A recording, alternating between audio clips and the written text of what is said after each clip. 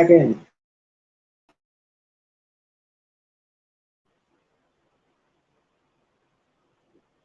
Big Blue, tapping on in with what it do with Big Blue and FZR2. Baby, baby. Not to mention, it's your favorite bean-eating mofo that kind of came straight off the banana bowl. Straight out the feel me? You feel me? So anyways,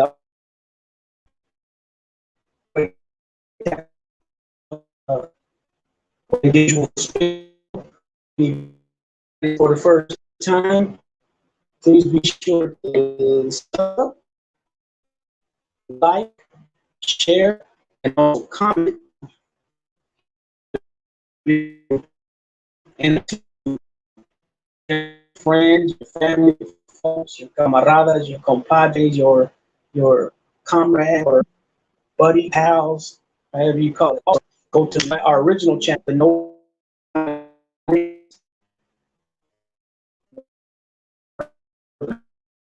with my brother Nelson from Brooklyn, New York. Coach perspective on a whole wide variety of topics. Could be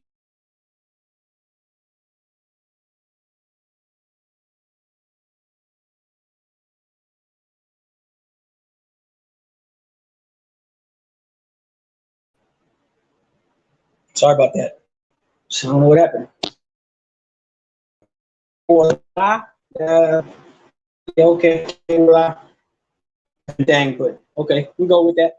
Anyways, like I was saying, wide variety of topics over there at the no-fly zone. Ricans, we give that East Coast, West Coast perspective on things. Me being from the West Coast, my two brothers being from the East Coast, and a whole wide variety of topics such as movies, kung fu movies, wrestling, boxing, music, all kinds of different music, different genres, rock, rap, freestyle, whatever. And we do some interviews over there.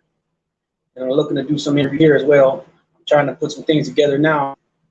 I got somebody early this week sometime, so that's cool. So yeah, as you can see from the thumbnail, I don't know if you guys caught me sometime last week, but I said I was going to be doing profiles on baseball players, football players, basketball players, boxers, and pro wrestling from my time, from my era when I first started getting into watching things and learning sports, which is about 84. Another reason why I picked the year 84 was because Hakeem Olajuwon and Charles Barkley in basketball's rookie seasons, Twins rookie season. So that's why I picked 1984 as well through 1989, and I put 20 players from each sport that stuck out to me back then. So the first profile I did was 3 players. It was George Brett. I already recorded that one a few days ago. And now this one today is going to be on Dave Winfield and Kirby Puckett. And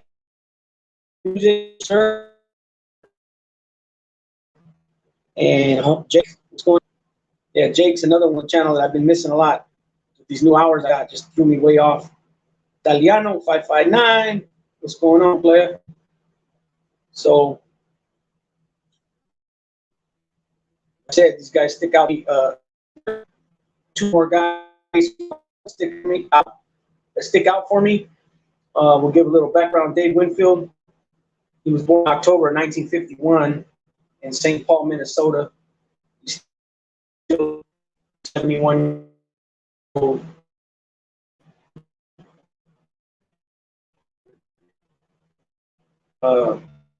He threw right. He was drafted. This is a big thing for this guy right here. In baseball, he was drafted in 1973 by the Padres. Okay, he made his debut, meaning the first time he ever put cleats on and played in a Major League Baseball game, was in June 19, 1973 for San Diego Padres, who he drafted. His last game was October 1st, 1995 for the Cleveland Indians. The reason I say it's important about his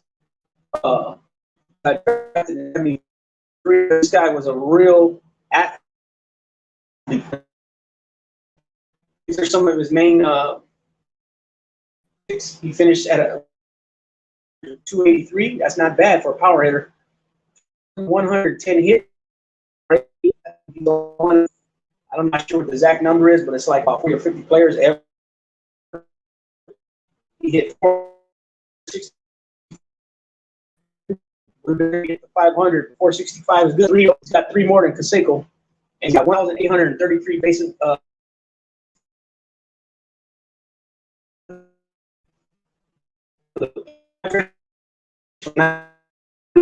1980, he's in 90. Played for the Angels from 90 and 91. Played for the Blue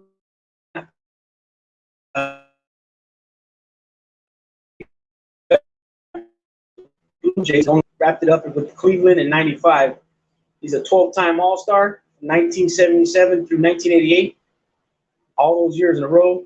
Oh, yep, like I said, he won the World Series in 92 with the Toronto Blue Jays. Shouts out to Danny Stories. He's a 7-time Gold Glove Award winner, 1979, 1980, 1982 through 1985, and then again in 1987. He's a 6-time Silver Slug Award winner, 1981 through 1985, and again in 1992. He won the Roberto Clemente Award in 1994, and he's the RBI leader in the National League in 1979. His number 31 is retired by the Padres, and he's in the Padres Hall of Fame. In 2001, he was voted into the Baseball Hall of Fame with 84.5% of the ballot. He's a first ballot Hall of Famer. Okay, so like I said, he gets a 12-time All-Star, 7-time Golden Glove winner. That's pretty good. He's a big dude, too. To have 7 Golden Gloves, that's pretty good, you know. And he's also in the College Hall of Fame. But let's give a little background. Like I said, he was born in St. Paul, Minnesota. His parents divorced when he was a little kid, 3 years old. That's really young, leaving him and his older brother, Steven, to be raised by their mother. Large extended family of aunts, uncles, grandparents, and cousins. The Winfield brothers honed their athletic skills at St. Paul's Oxford Playground, where Coach Bill Peterson was one of the first to notice Winfield. Winfield did not become a formidable 6'6" athlete until his year at St. Paul. This dude was a beast, and you guys are going to know exactly what I mean when I get to it.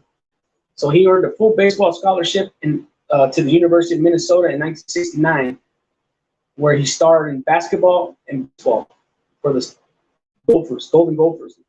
Winfield's 1972 Minnesota team won a Big Ten Conference basketball championship, the school's first sole outright championship in 53 years. During the 72 season, he was also involved in a ball when Minnesota played for Ohio State. Winfield also played college summer baseball for the Alaska Gold Tanners of Fairbanks for 2 seasons, 71 and 72, and was the MVP in 72. In 73, he was named All-American and voted MVP of the College World Series as a pitcher. Following college, Winfield was drafted. Now listen to this, guys. Was drafted by 4 teams in 3 different sports. The Padres selected him as a pitcher with the 4th overall pick in the MLB draft. Winfield was also drafted by the Atlanta Hawks of the NBA, and in the 5th round of the 73 NBA draft, the NBA draft, and by the Utah Stars of the ABA in the 6th round of the 73 ABA draft. Though he never played college football, the Vikings even drafted him in the 17th round of the 73 NFL draft. He is one of 6 players ever to be drafted by 3 professional sports. The others, George Carter, JoJo White, Noel Jenke, and Mickey McCarthy, and Dave Logan. And one of 3 athletes, along with Carter and McCarthy, to be drafted by 4 leagues. That's a hell of an athlete. Okay, Blue Jays beat out Oakland for the pennant in 92. I was in Puerto Rico that year. Painful. Yeah, man. Like last year, we were right there. You know, last year the A's. You know, we were right there. 1-game playoff. This year, shit. You know, even a few years back, we were right in the mix of things. You know, 88 sucked. You know, we had the best best team in baseball, and then we lose to the Dodgers like that. Then the next year we beat the Giants in the World Series, Bay Area World Series, and then 1990 we come back and get swept by the Reds. It doesn't compare to the back-to-back-to-back and the three-peat back in the 70s, but it is what it is. So back to Winfield, drafted by the Padres, 1973 to 1980. Winfield signed with the Padres, who promoted him directly to the major leagues. Although he was a pitcher, the Padres wanted his powerful bat in the lineup and put him in right field, where he can use his rifle arm. He batted .277 in 56 games his first season. Yeah, not only did he have a rifle arm, he had a rifle bat. You know what I'm saying? Over the next several years, he developed into an all-star player in San Diego, gradually increasing his power and his hit totals. In 77, he appeared in his first all-star game at Yankee Stadium. In 78, he was named Padres team captain, and in 79, he batted .308 with 34 home runs and 118 RBIs. He played one more season with the Padres before becoming a free agent. You know what that means, right? Even to this day, guys become free agents and they're a hell of a player. They're going to New York, right? But now you got Boston to be in the mix and the Dodgers be in the mix too, and that when it comes to that now. So in 1980, the Yankees owner, George Steinbrenner, made Winfield the game's highest paid player by signing him to a 10-year, $23 million contract. Can you imagine that? That's equivalent to $75 million in today's game.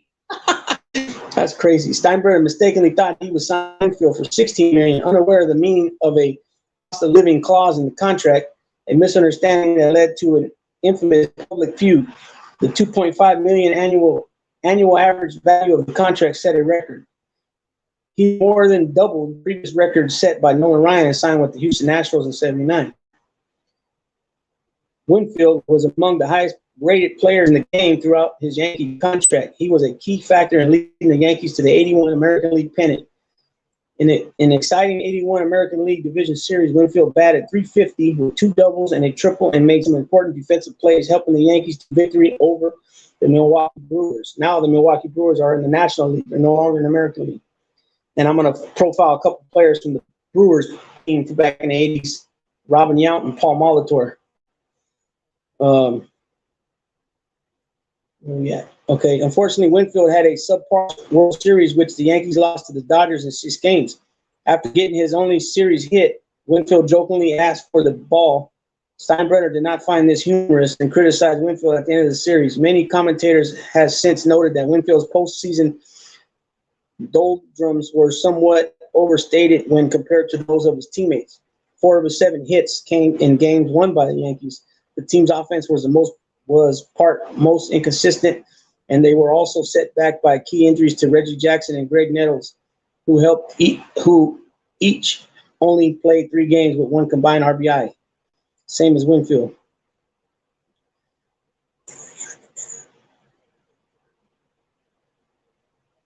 So in '82, Winfield hit 37 home runs. On August 4, 1983, Winfield killed a seagull by throwing a ball while warming up before the 5th inning of a game at Toronto's Exhibition Stadium. Fans responded by hurling obscenities and improvised missiles after the game. He was brought to a nearby Metropolitan Toronto police station and charged with cruelty to animals. He was released after posting a $500 bond. Yankee manager Billy Martin quipped, "It's the first time he hit the cutoff man all season." Wow. Charges were dropped the following day. As Winfield missed the Yankees team bus to Hamilton that night to catch the flight home, he was driven to Hamilton personally by Blue Jays general manager Pat Gillick. In the offseason, Winfield returned to Toronto and donated 2 paintings for an Easter seals auction, which raised over $60,000. Okay, let's get back to baseball. From '81 through '84, Winfield was the most effective run producer in Major League Baseball. In '84, him and teammate Down Mattingly were in a memorable race for the one 48 in the race. It's obvious to most observers that the fans were partial to Mattingly. This in stride, know that a similar thing happened in single That was 1961, which that record just was broke by Aaron Judd last. Uh, Throughout the late 80s, Steinbrenner regularly leaked derogatory and fictitious Winfield to the press. Also forced Yankee man to move him down in order and bench him. So this was basically like a Al Davis, Marcus Allen thing, kind of in a sense. You know what I mean? One of the baddest running backs in the world, and he was, I think, don't on it.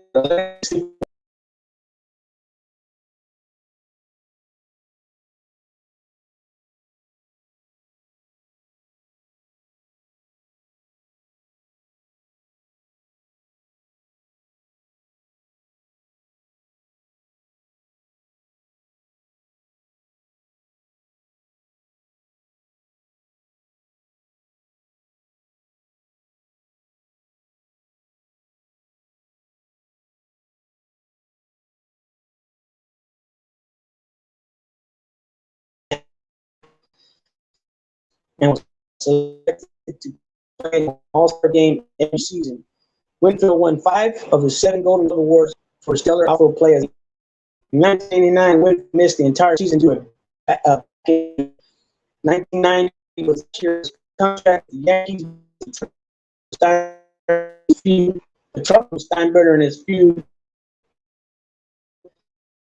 He had a run being designated the DH for and it on manager Buck Dent and general manager Pete Peterson met whom and trade of Winfield for money of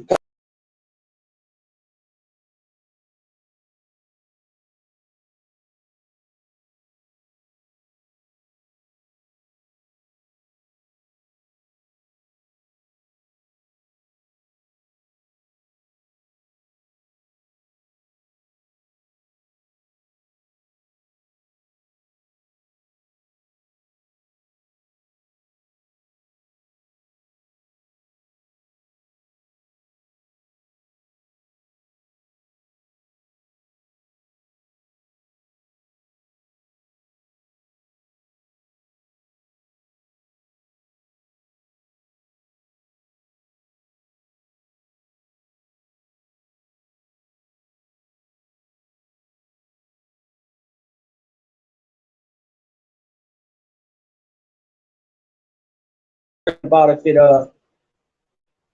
his 10-5 rights overrode his list of having the Angels on his trade list, failed to meet an impasse by Angels. Gene Autry came in with a 3-year extension. He proceeded to hit 19 home runs in 112 games for the Angels in the remainder of the 1990 season. As for Steinbrenner, he attempted to curry favor by stating to Winfield that he would welcome back Winfield openly if he had won the arbitration case. By this point, in the month of May, he was already under investigation by Commissioner Fay Vincent for his apparent connections to Howard Spira, a known gambler with supposed mafia connections, whom he had paid $40,000 for embarrassing information on Winfield. A month later, the team received a fine that required them to pay money to the league and to the Angels for tampering, and Steinbrenner soon received a lifetime ban. However, the suspension lasted only 2 years.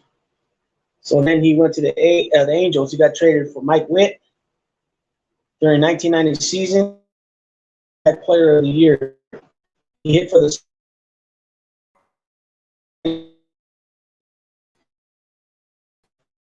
hitting 5 games. He moved on to the still after his birthday. Blue Jay.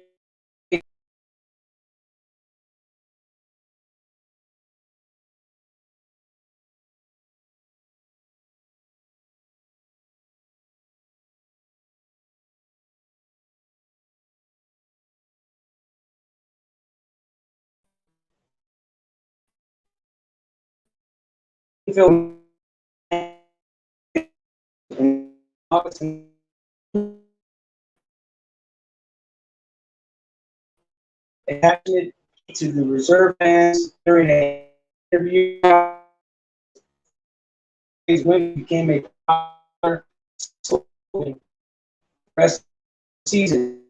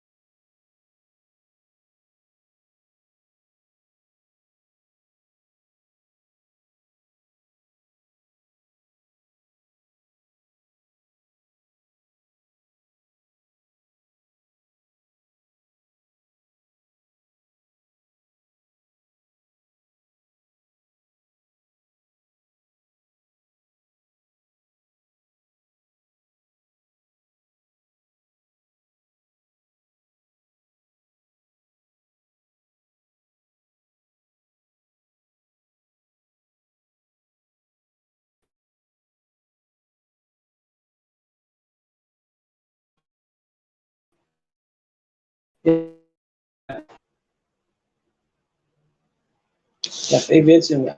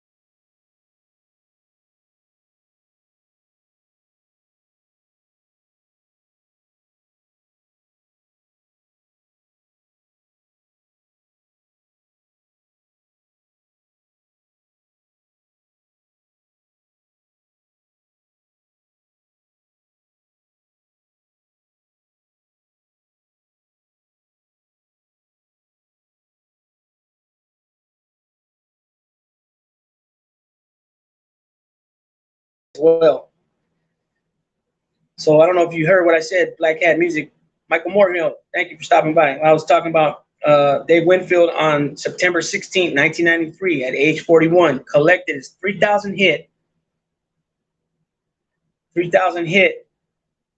off with a single off of Dennis Eckersley of the A's. Give me a one if you guys can hear me.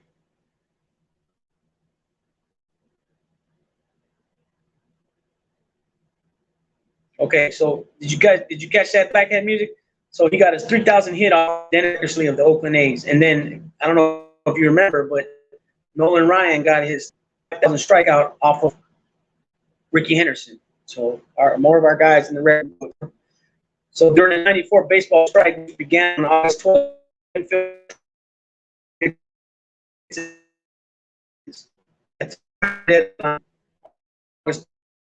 for it to be named later. One later on September 14th. So Winfield did not play for the Indians that year, and no player ever named in exchange. To settle the trade, Cleveland and Minnesota executive did with the Indians picking up the tab.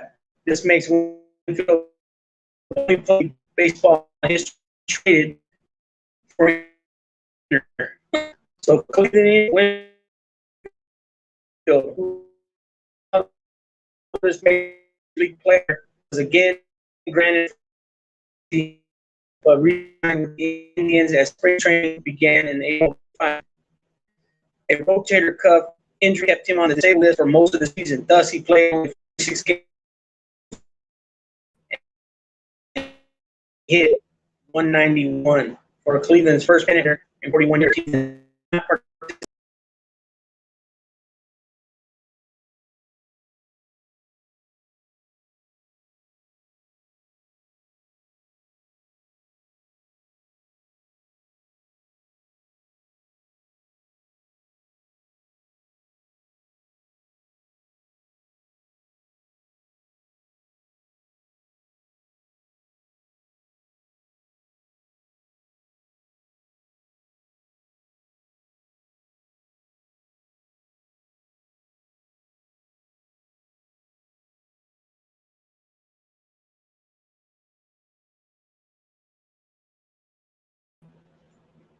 This is definitely getting annoying. That's crazy. So anyways, he retired, went in as a Padre.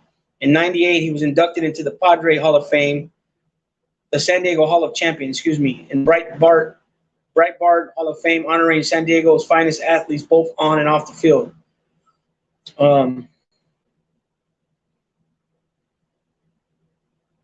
So the All-Star game in 2016 at Petco Park in San Diego was dedicated to Winfield. He had represented the Padres as the first All-Star game to be played in San Diego. I'm gonna give you guys a little bit about him after he retired, and then we're gonna move on to Kirby Puckett. In '96, Winfield joined the new Major League Baseball on Fox program as studio analyst for their Saturday Major League Baseball coverage. From 01 to 13, Winfield served as executive vice president, senior advisor of the Padres. In 2006, Winfield teamed up with conductor Bob Thompson to create the Baseball Music Project, a series of concerts that celebrate the history of baseball, with Winfield serving as host and narrator. Okay. In 2008, Winfield participated in both the final Old Timers Day ceremony and final game ceremony at Yankee Stadium. On June 5th, 2008, Major League Baseball held a special draft for the surviving Negro League players to acknowledge and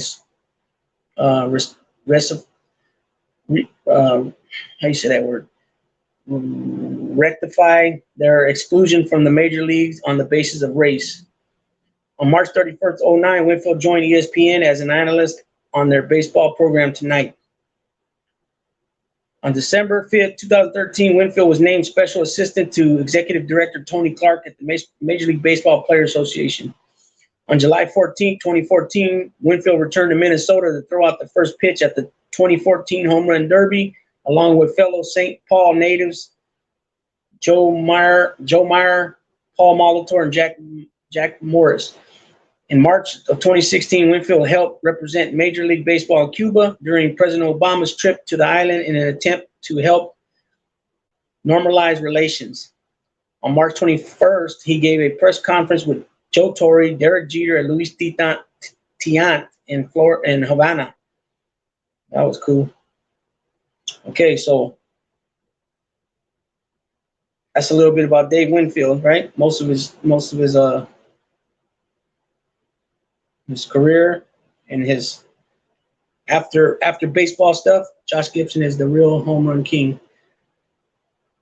I don't know, is it Josh Gibson or is it Sadaharo? Sadaharo had like 800 some home runs. But I think if Barry Bonds and Willie Mays didn't play in San Francisco, he probably would have had easy over 700. And then Willie McCovey, I think he would have had easy over 600.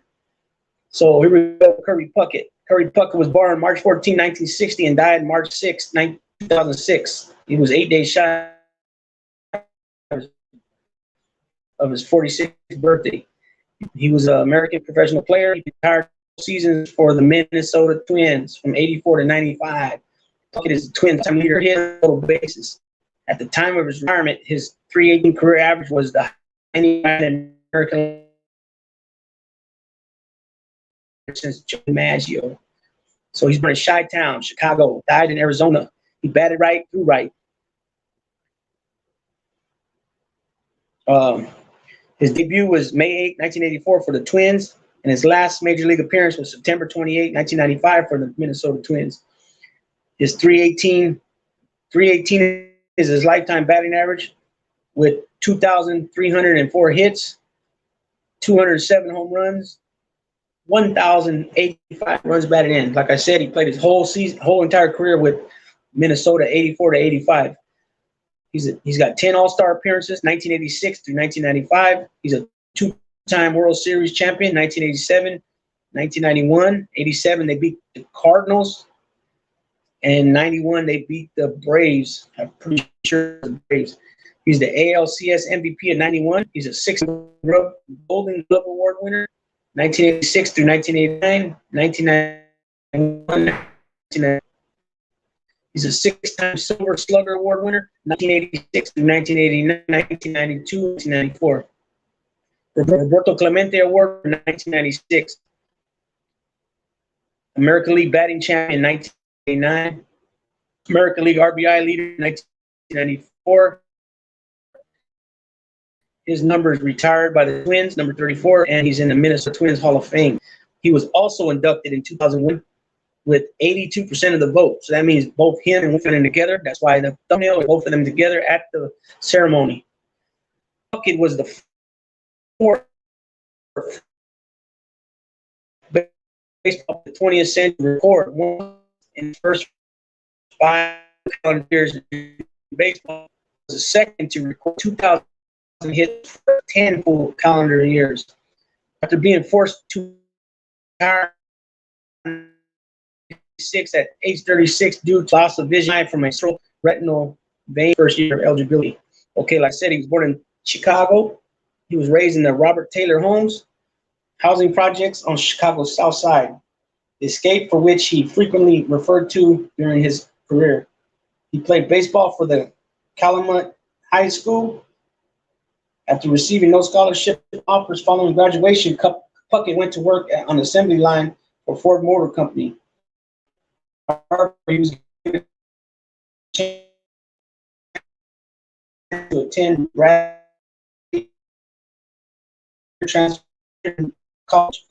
Despite his 5'8" frame, the Minnesota Twins select him in the first round. He was picked in the first round, 3rd overall. You know, he must have showed them something. After signing with the team, he went to the rookie league Elizabethton Twins in the Appalachian League, hitting .382 with 3 home runs, 35 RBIs, and 3 steals in 65 games. In 1983, Puckett was promoted to the single-A Visalia Oaks in California, which is not too far from here, where he hit .318, 9 homers, 97 RBIs, and 47 stolen bases over 138 games. After being promoted to the AAA Toledo Mud Hens to start the 84 season, Puckett was brought up to the majors for good 21 games into the season. Wow. Puckett's major league debut came on May 8, 1984, like I originally stated earlier, against the California Angels, a game in which he went 4 for 5 with 1 run. Wow. 4 for 5 in your first game. That year, Puckett hit .296, was 4th in the American League in singles. In 85, Puckett hit .288 and finished 4th in the league in hits, 3rd in triples, and 2nd in plate appearances, and 1st in at-bats. Throughout his career, Puckett would routinely appear in the top 10 in the American League in such offensive statistical categories as games played, at-bats, singles, doubles, and total bases, and such defense stats as putouts, assists, and fielding percentage for league center fielders.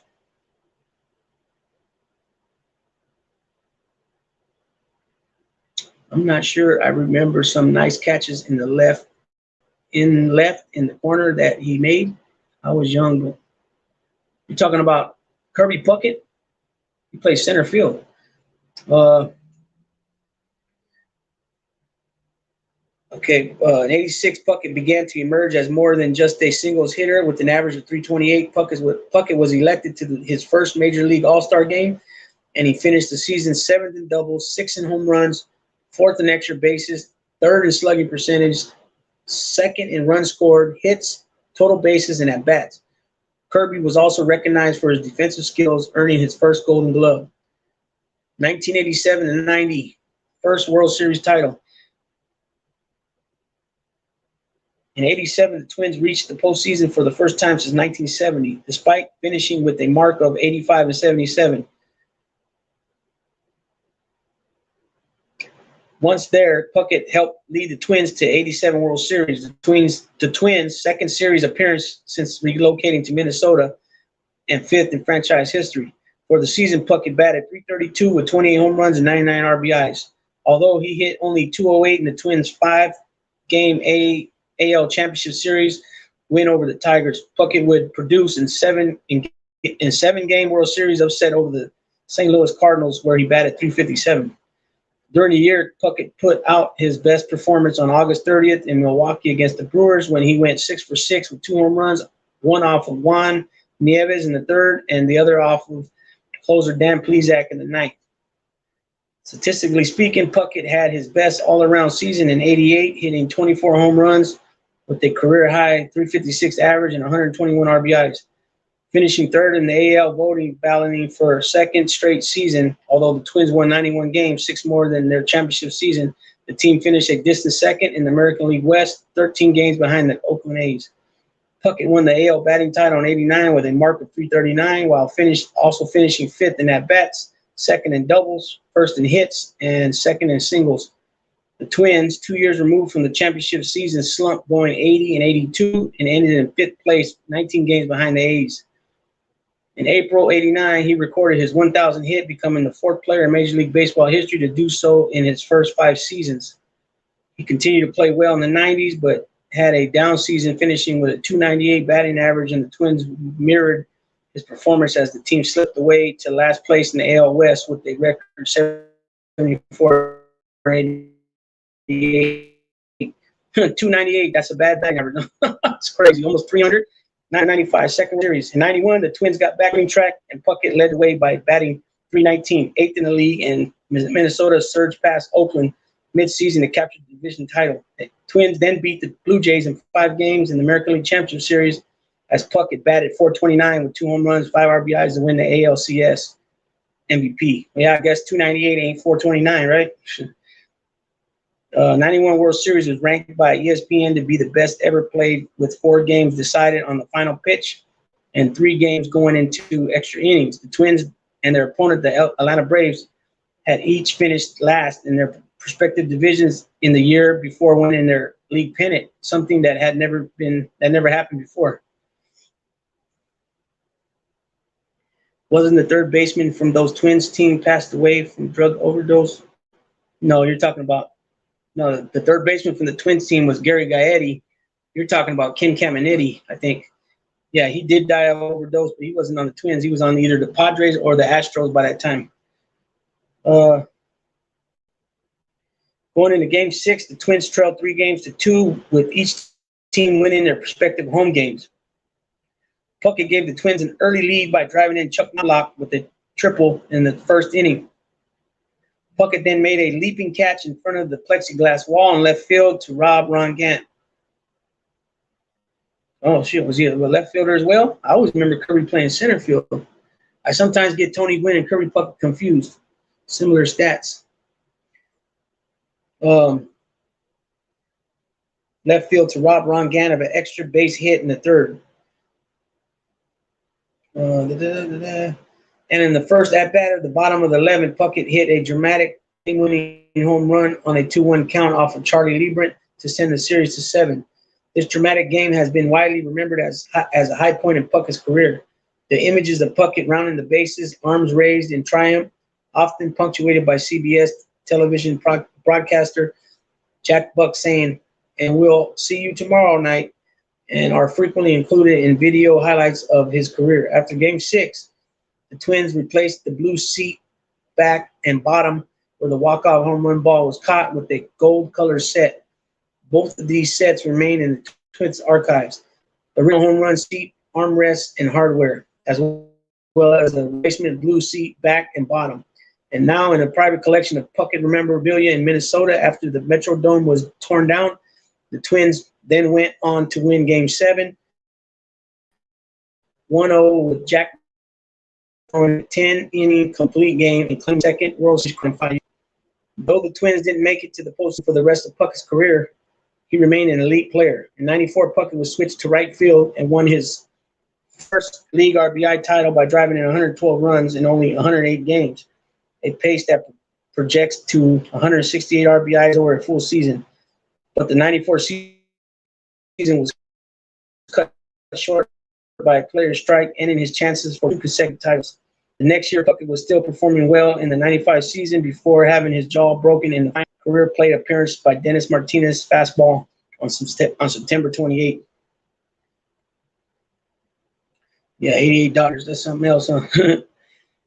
After spending the spring of '96 continuing to blister grapefruit lead batting with a .344 average, Puckett woke up on March 28 without vision in his right eye. He was diagnosed with glaucoma and was placed on the disabled list for the first time in his professional career. 3 surgeries over the next few months could not restore vision in the eye. When it was apparent that he would never be able to play again, Puckett announced his retirement on July 26. Soon after, the Twins made him an executive vice president of the team, and he would also receive the Roberto Clemente Award for community service. The Twins retired number 34 in '97. In the 2001, he selected Baseball Hall of Fame in his first year of eligibility. In '99, he ranked number 86 on the Sporting News list of 100 greatest. And again, he was voted in 2001 in the Baseball Hall of Fame along with Dave Winfield. That's why the picture for the thumbnail says it's a picture of them both, and that's the ceremony. Puckett was admired throughout his career. His unquestionable baseball powers, outgoing personality, and energy, charity work, community involvement, and attitude earned him the respect and admiration of fans across the country. In '93, he received the Branch Rickey Award for his lifetime of community service. Okay, he had some legal issues. We ain't really got to get into that because it had nothing to do with his playing career.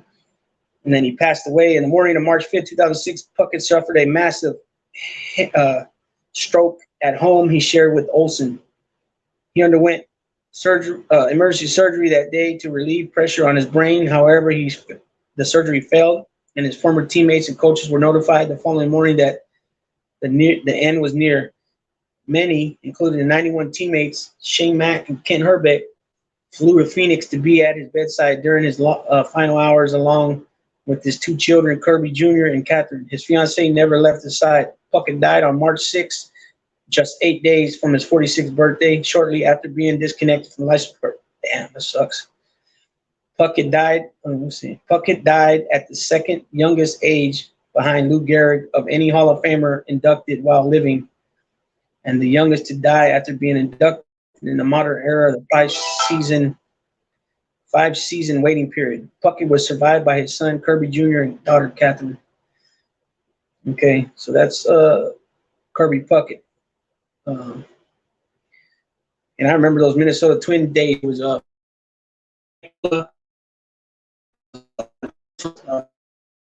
guy Kent Herbeck.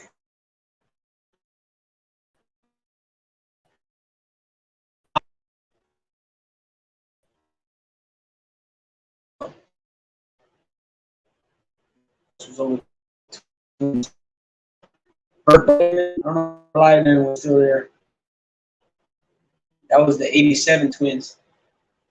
And then I don't know if I'm trying to remember. I think Tom Benson had a team. He was with first on the Padres. He was with Ozzie Smith. Then he went to the Yankees. He was with Ricky Henson, Don Mattingly, Willie Dave Rigetti, Ron Gibb, big name guys in the Ace. That I was, that's like I said. What's up? Doing time with Big Weavy. That's right. Appreciate everybody for stopping in. You guys know I do. So these are a couple more guys that stick out to me from the '80s. Like I said, the first profiling video I did was on Wade Boggs, George Brett, and Don Mattingly. That was 1, 2, and 3. I did it on one video. This one is Kirby Puckett and Dave Winfield. I got 15 more guys in baseball. I got 20 more guys in football, 20 more guys in basketball, 20 more guys in boxing, 20 more guys in pro wrestling. Especially pro wrestling, it got hard to put 20 guys there because so many of them stuck out to me. But anyways, yeah, so I did that. The Yankees You know, like I had mentioned before in other videos, when I think of baseball and greatness, I think of the New York Yankees. You know, all the 27 pennants, 27 World Series titles they have. When I think of basketball, I think of the Boston Celtics, and now the Lakers, because the Lakers are, you know, big time winners too. Oh man, 46. What's that, Michael Mormon? 46 what? You know, and I you know, so like I said, the Yankees, and then, you know, it just didn't work out for the Yankees. So that 80s team, you know, they went to the pen in 81. I think it was 81 or 82. They lost, you know, Reggie Jackson, him, Greg Nettles. They weren't producing. They all had, with all three of them, they only had 3 RBIs, all three of them. You know, Don Mattingly, same thing, never got a World Series title. Luckily for Winfield, he was still producing and went on to go with Toronto and win a World Series with them. And I think that season he had 26 home runs. He still was putting out good numbers, 40 years old. You know what I mean? And then, of course, with the Twins, like I said, battling the Cardinals that year for the title. You're talking Ozzie Smith, Vince Coleman, Willie McGee, Lee Smith. I think Lee Smith was there. Terry Pendleton. I believe, yeah, he should have been there already by 87. Andy Van Slyke was there.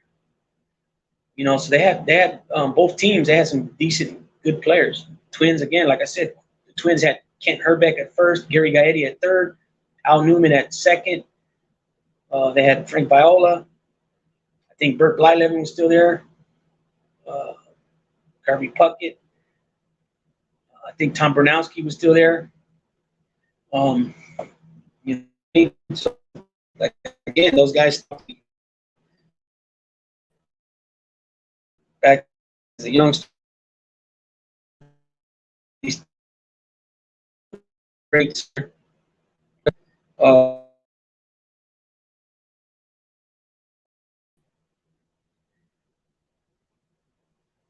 Trying to think which catcher was with the Twins. Was it Ortiz or was it Pena? Yeah, so Bernowski was with the Twins. Let's see, 83 he was with the Twins. Let's see. Yeah, he was with the Twins from 82 to 88. So he got a ring with he should have got a ring with the World Series champion 87. So yeah, Bernowski was there. I think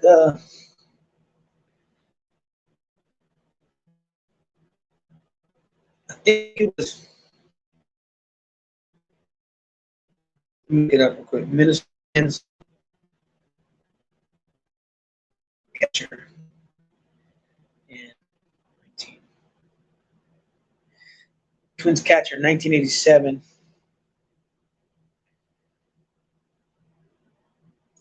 There we go. Oh, Don Baylor was Don Baylor. How did I forget him? Yeah. 46. Just before his 46th birthday. 8 days before his 46th birthday. So they had Don Baylor was also there. Billy Beane was there. Tom Bernowski, Brett Blyleven, like I said. Okay, I didn't know Steve Carlton was there. I forgot about that. Now I remember. I read it. Dan Gladden. That's the other one I was thinking of. I couldn't remember his name. Gene Larkin. Joe Niekro was there as well. Oh, I didn't remember that. Jeff Reardon. That's the other pitcher I was trying to remember. Yeah, okay. So no, the catcher I was thinking of is Mark Salas or Dom Nieto.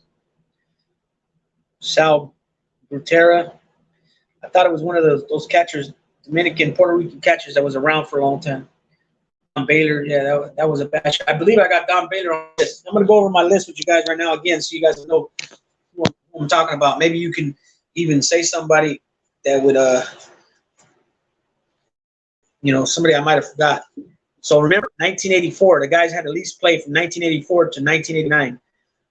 I wasn't looking for nobody in 1980, 1981. So I got George Brett, Don Mattingly,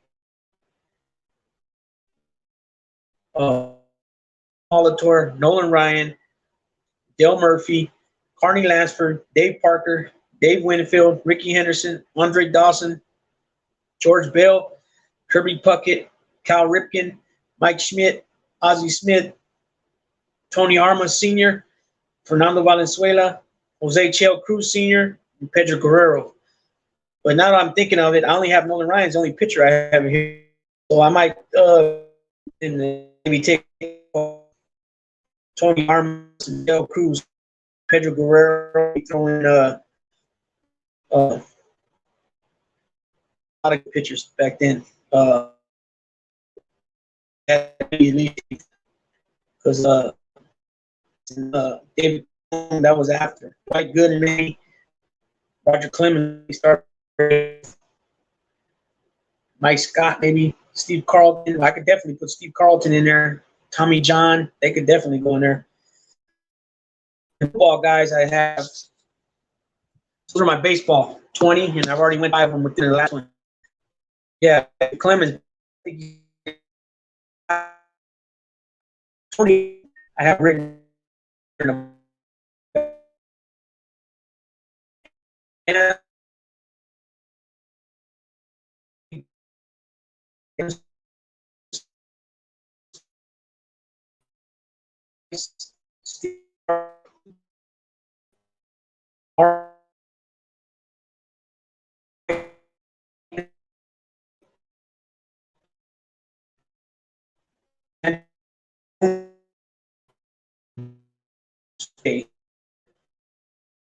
hockey.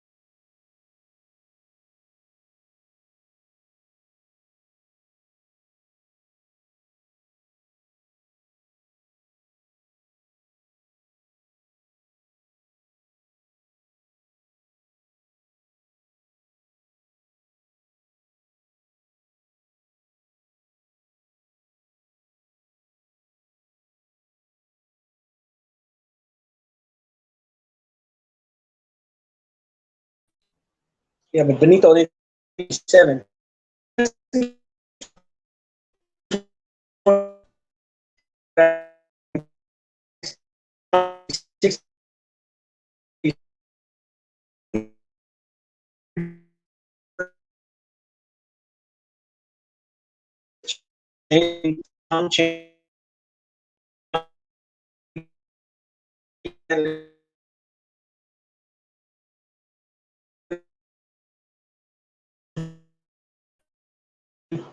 Clyde Drexler.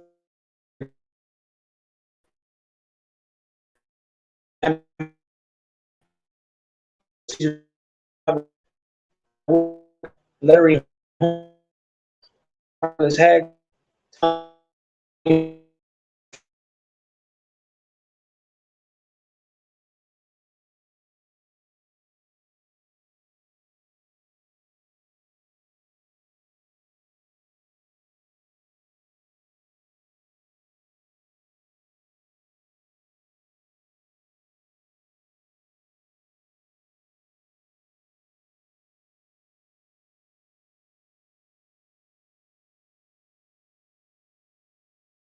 Unbelievable. I can't believe this.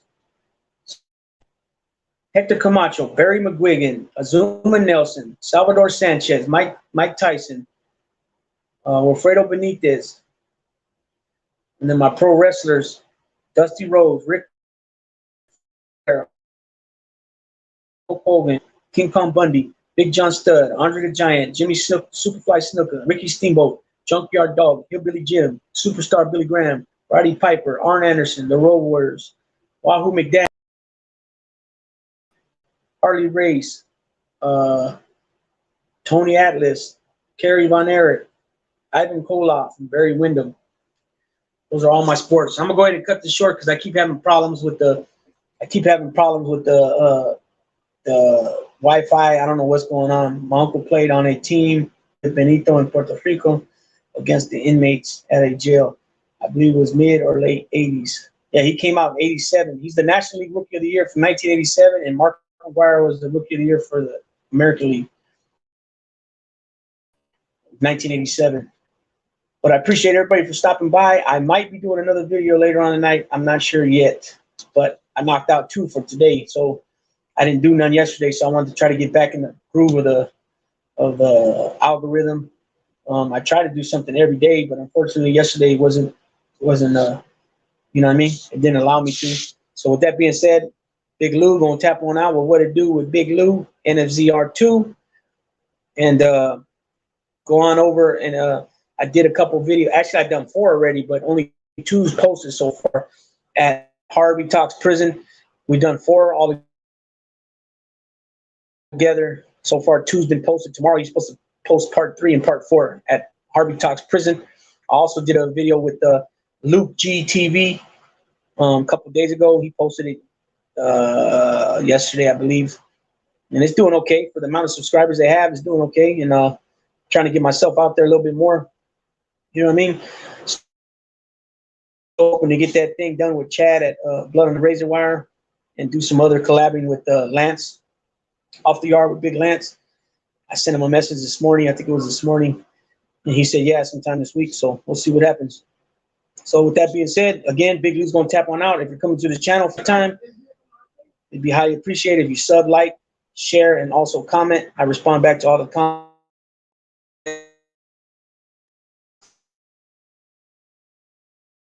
And all right, people, enjoy your evening, Tuesday evening, and I wish you a blessed, positive, productive Wednesday. With that being said, banana boat, Big Lou.